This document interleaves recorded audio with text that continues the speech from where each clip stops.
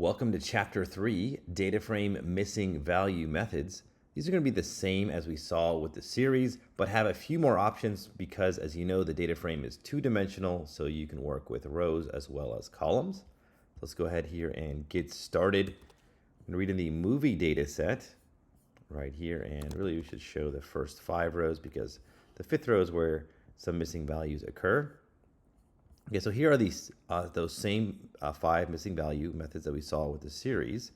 And hopefully we can go through this pretty quickly because they operate very similarly. So isna, this is the first method that we're going to do. It just simply asks every value in the series whether or not it's missing or not. So true would be missing, false would be not. So here we do have some missing value right there. All right, moving on. Can we find the number of missing values in each column? So there's no direct method to find the number of missing values. There is a direct method to find the number of non-missing values. So that is the count method. So we've already covered this, right? So these count operates, vertically by default. Isna does not have an just works on all of them. There are no arguments you pass to isna. There's no direction for isna. It just asks every single value in your data frame. Count, there is a direction, so there is an access parameter. You can, by default, it does work vertically on the columns, but you can set access equal to 1 to operate horizontally on the rows. So to count the number of missing values, you can say isna, and then we can chain the sum method, which will sum up every column like this.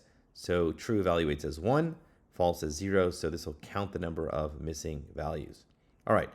Can you find the percentage of missing values by calling the mean method? Yes, so we've seen this several times now. When you have a Boolean data frame or a Boolean series, you use the mean method. That gives you the percentage that are true. And really, this is not quite the percentage. This is the fraction. I like to, as you'll see a lot in this course, I like to round a lot of the digits. I don't like to see 6 decimal places when 3 will do. Multiplying by 100 gives me the percentage. So this is pretty cool. All right, 0.1% of the actor column is missing. Maybe if you want another significant digit, you put 4 here. But I really like to clean up the digits. All right, the not na method simply works the opposite as isna. So if it's not na, it will return true. If it is na, it will return false. All right, so that is it for isna and not na in our beginning of coverage of data frame missing value method.